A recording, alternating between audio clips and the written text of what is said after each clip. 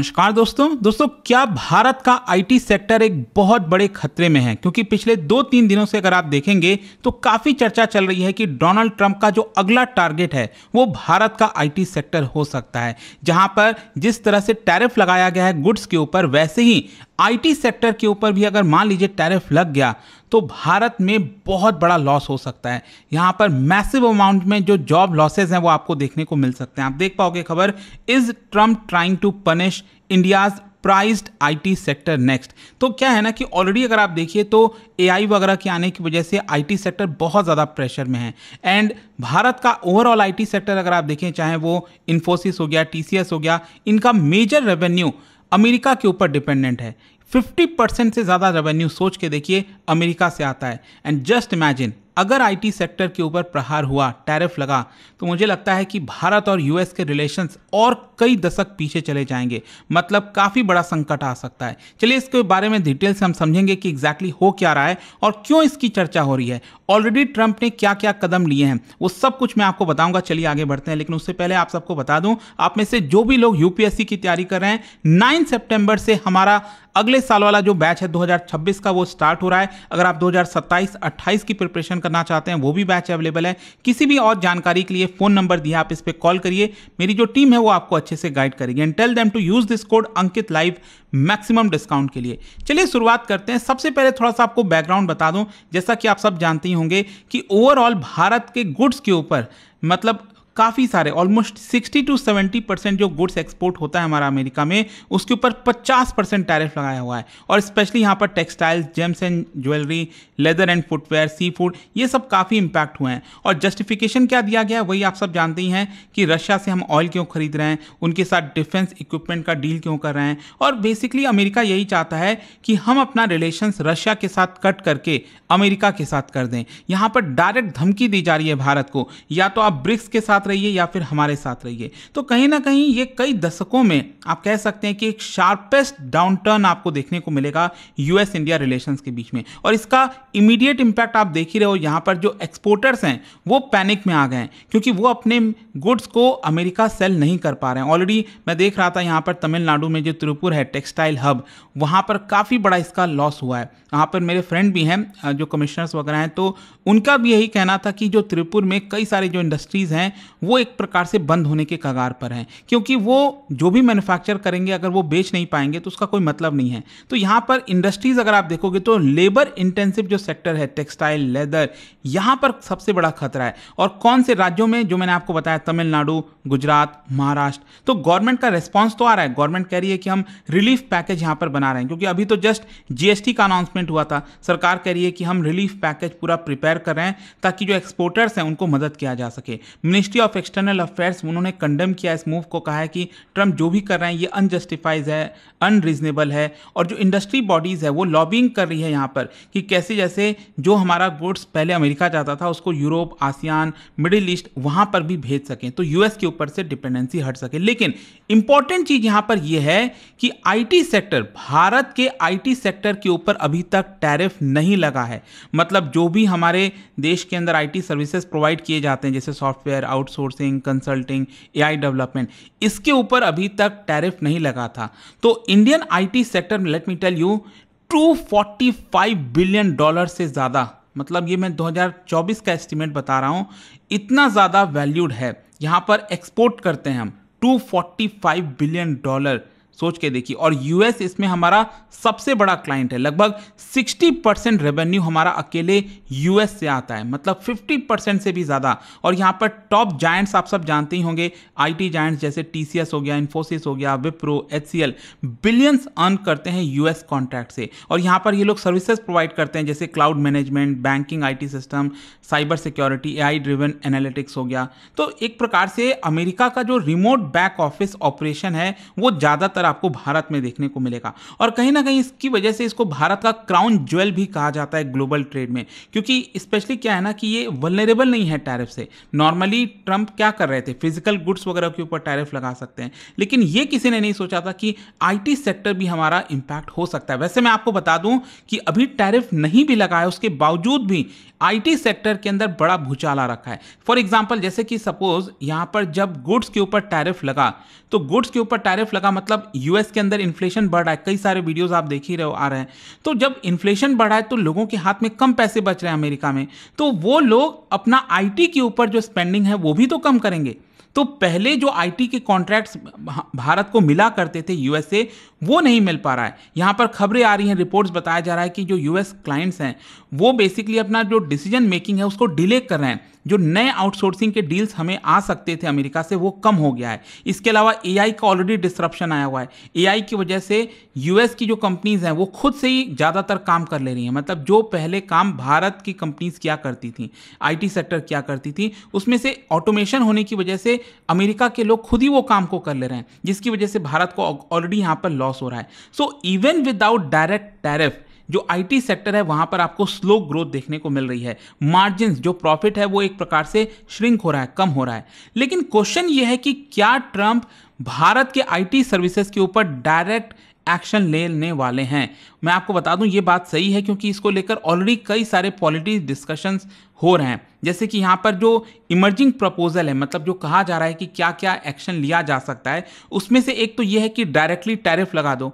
मतलब मान लीजिए जैसे गुड्स भारत से जाता है, अगर $1000 का गुड्स भारत से जा रहा था अमेरिका में, अब उसके ऊपर 50% का टैरिफ लग गया। मतलब ये हो गया $1,500 का, राइट, महंगा हो गया। तो कोई हमारे गुड्स को क्यों खरीदेगा? सेम यही चीज़ अगर हमें कॉन्ट्रैक्ट मिलता है $1,000 के सर्विसेज का आईटी सेक्टर के अंदर, तो ट्रंप कह सकते हैं कि इसके ऊपर हम 25% टैरिफ लगाएंगे। तो ये ओवरऑल कितना हो जाएगा? $1250 का। तो मतलब अमेरिका के लोगों के लिए महंगा हो जाएगा, जिसकी वजह से वो हमें कॉन्ट्रैक्ट नहीं देंगे, तो हमारा आईटी सेक्टर ट्रबल में आ जाएगा। दूसरा क्या है कि आईटी सेक्टर में अक्सर आपने देखा होगा कि भारत के कई सारे जो लोग हैं, जो एम्प्लॉयज़ हैं, वो अमेरिका जाते हैं। और इससे क्या होता है कि जो भारत की कंपनीज अमेरिका में काम कर रही हैं उनको काफ़ी सस्ता पड़ जाता है भारत से लोगों को लेकर आना। तो वो किस वीज़ा पर जाते हैं? H1B वीज़ा पर जाते हैं। तो ऑलरेडी आप सब जानते हैं कि ट्रंप जो हैं H1B वीज़ा के खिलाफ कदम ले रहे हैं। तो इसकी वजह से ऑलरेडी आईटी सेक्टर यहाँ पर प्रॉब्लम से गुजर रहा था। नेक्स्ट एक और यहाँ पर जो प्लानिंग चल रही है वो ये है, डिस्कशन चल रहा है वो ये है कि मान लीजिए भारत के जो लोग अमेरिका में जाकर अर्न करते हैं, या फिर जो भी पैसा हमें अमेरिका से आता है, जो रेमिटेंसेस जिसको कहते हैं ना, कि इंडियंस आपका अमेरिका में गए, वहाँ से अर्न किए, उसको भारत ले आए, तो ये रेमिटेंसेस के ऊपर भी टैक्स लगाया जाए। ये सारी चर्चा आपको देखने को मिलेगी। अच्छा, क्वेश्चन ये है कि इन सारी चीज़ों को पुश कौन कर रहा है?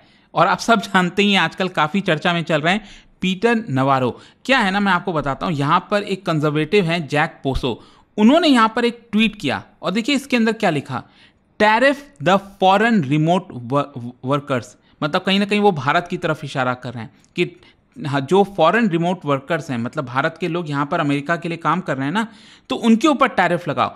All outsourcing should be tariff. जो भी चीज़ें बाहर से आ रही हैं अमेरिका के, उसके ऊपर टैरिफ लगाओ। Countries must pay for the privilege of providing services remotely to the US the same way goods. जैसे गुड्स के ऊपर टैरिफ लगता है, सेम उसी प्रकार से सर्विसेज पर भी लगना चाहिए। Apply across industries levelled as necessary per country. और यहाँ पर एक इंटरेस्टिंग चीज़ देखिए, जैसे ही इन्होंने यहाँ पर ट्वीट किया उसके ऊपर आप देखो पीटर नवारो, इन्होंने इस ट्वीट को रिपोस्ट कर दिया। और इसी की वजह से अचानक से चर्चा चलने लगी कि क्या अब आईटी सेक्टर के ऊपर भी टैरिफ लगेगा, क्योंकि पीटर नवारो आप समझिए एक बहुत इंपॉर्टेंट पर्सनालिटी है इस समय ट्रंप एडमिनिस्ट्रेशन ने। ट्रंप ने खुद उनको चुना है। और पीटर नवारो का तो आप सब जानती हो क्या बोल देते हैं, क्या नहीं बोलते हैं, मतलब कुछ भी बोल देगा, ऐसा पर्सन है।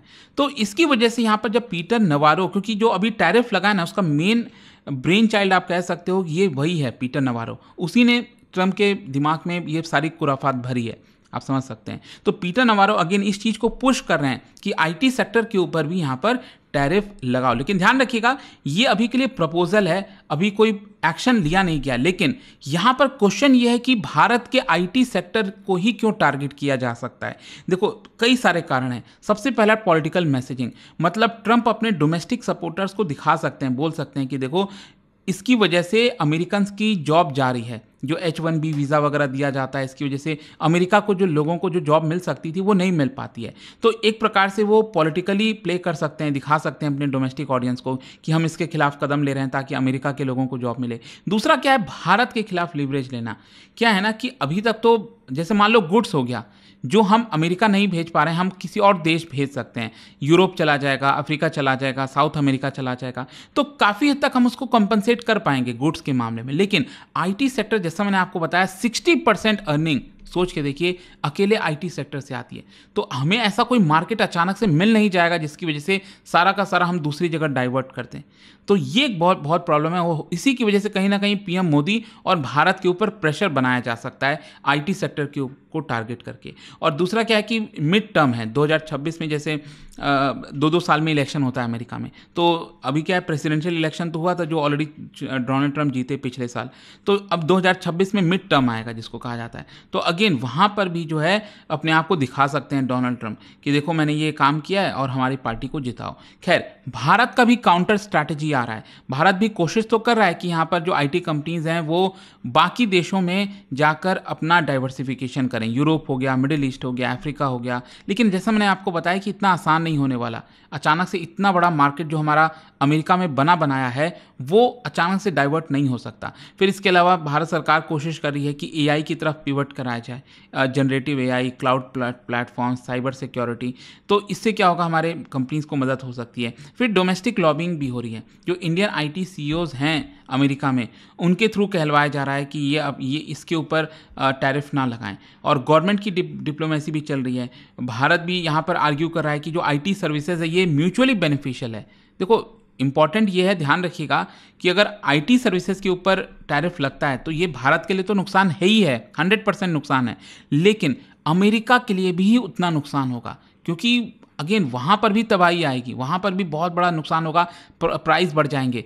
अब जैसे इतने सालों से भारत तो सर्विसेज प्रोवाइड कर रहा है ना, अब दुनिया में कौन सा ऐसा देश है जितना भारत सर्विसेज प्रोवाइड कर रहा है वो अमेरिका को दे सके। तो अल्टीमेटली अमेरिका को लेना तो भारत से ही पड़ेगा, उतना नहीं लेंगे कॉन्ट्रैक्ट, लेकिन देना तो भारत को कॉन्ट्रैक्ट पड़ेगा और ज़्यादा दाम पर देना पड़ेगा। तो ये अमेरिका के लोगों का ही एक प्रकार से नुकसान है। तो ओवरऑल अगर मैं देखो फ्यूचर सिनारियोज की बात करूं तो 2-3 चीज़ें हो सकती हैं। सबसे पहला है कि एस्केलेशन हो जाए थोड़ा सा, जैसे कि ट्रम्प जो हैं वो डायरेक्टली टैरिफ ना लगाकर जो वीज़ा है H1B वीज़ा उसके ऊपर थोड़ा रोक लगा दें, रेमिटेंस के ऊपर थोड़ा टैक्स लगा दें। दूसरा, यहाँ पर सीवियर एस्केलेशन हो सकता है। अगर ट्रम्प डायरेक्टली टैरिफ लगा देते हैं तो ये बहुत बड़ा शॉक होगा इंडियन आईटी रेवेन्यूज़ के ऊपर। या फिर तीसरा ये भी हो सकता है कि मान लो भारत कुछ कंसेशन कर ले कि हाँ देखो हम रशियन ऑयल जो मंगा रहे हैं उसको थोड़ा सा कम कर लेंगे, डिफेंस टाइज में थोड़ा सा कॉम्प्रोमाइज़ कर लेंगे, लेकिन आईटी सेक्टर को मत छुओ। तो कुछ भी हो सकता है। अभी आपने देखा ही होगा कि यहाँ पर अचानक से 2 दिन पहले डोनाल्ड ट्रंप कहते हैं I will always be friends with Modi, he is great prime minister. मतलब उन्होंने सुबह ही यहाँ पर बोला था US has lost India Russia to darkest China, आपने सुना ही होगा। और शाम होते होते वो बोलते हैं I will always be friends with Modi. उसके बाद नरेंद्र मोदी जी का भी ट्वीट आ जाता है, deeply appreciate fully reciprocate Trump sentiments and India and US have a very positive and forward looking comprehensive. तो कुछ भी देखो अभी हो सकता है, लेकिन हाँ आईटी सेक्टर को लेकर जो चर्चा चल रही थी अभी तक पिछले 2-3 दिनों से, वो आई होप आपको अच्छे से समझ में आ गया होगा। और जाने से पहले एक बहुत ही इंटरेस्टिंग क्वेश्चन है, देखिए इसको सॉल्व करने की कोशिश करिएगा। अगर आपके कॉन्सेप्ट्स क्लियर हैं तभी आप ये कर पाओगे। इंडियन इकोनॉमी का सवाल है। मान लीजिए भारत की जो जीडीपी है वो ग्रो हो रही है 7% से, लेकिन जो हमारी जीएनआई है, ग्रॉस नेशनल इनकम, वो ग्रो हो रही है 5% से। क्या बता सकते हो इसमें से क्या कारण हो सकता है इसका कि जीडीपी 7% से ग्रो करे और जीएनआई 5% से ग्रो करे? इसका राइट आंसर आप सब जानते हैं, मेरे इंस्टाग्राम पर तो मिलेगा ही, वहां पर अगर आप नहीं हो कोई बात नहीं, टेलीग्राम से ले सकते हैं इसका सही उत्तर। और दोस्तों जैसा मैंने आपको बताया, अगर आप यूपीएससी की तैयारी कर रहे हैं, 9 सितंबर से, परसों से हमारा 2026 का बैच स्टार्ट हो रहा है। लेकिन अगर आप 2027-28 की तैयारी कर रहे हैं तो वो बैच ऑलरेडी जस्ट स्टार्ट हुआ है। फोन नंबर ये है, आप इस पे कॉल करिए, मेरी जो टीम है वो आपको अच्छे से गाइड करेगी कोई भी प्रॉब्लम हो। And tell them to use this code Ankit live maximum discount के लिए। दोस्तों स्टडी आईक्यू का P2I फाउंडेशन प्रतिज्ञा इवनिंग बैच 9 सितंबर से शुरू हो रहा है। यह बैच स्पेशली डिजाइन किया गया है 2026 यूपीएससी एस्पिरेंट्स के लिए जिन्होंने अभी शुरुआत नहीं की है या डायरेक्शन और क्लैरिटी के लिए गाइडेंस चाहिए।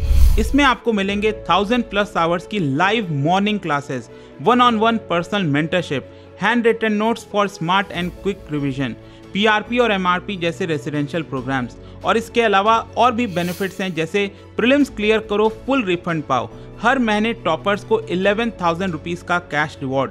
पर दोस्तों बैच स्टार्ट होने में अब सिर्फ कुछ ही दिन बचे हैं। अभी एनरोल करके अपनी यूपीएससी जर्नी को स्ट्रॉन्ग और डिसिप्लिन बनाइए। डाउनलोड स्टडी IQ ऐप या विजिट वेबसाइट, सर्च करिए P2I फाउंडेशन प्रतिज्ञा बैच, सेलेक्ट टारगेट ईयर 2026, 27 या फिर 28 and click buy now and apply code Ankit live ANKITLIVE for maximum discount. अभी भी कोई डाउट हो तो मैं आपको एक नंबर देता हूं, वहां पर कॉल करिए, मेरी टीम आपको अच्छे से गाइड करेगी। नंबर है 092400239293। यह सिर्फ एक कोर्स नहीं, यह है आपके IAS ड्रीम का असली launch pad. Study IQ IAS, आपका सिलेक्शन हमारा मिशन।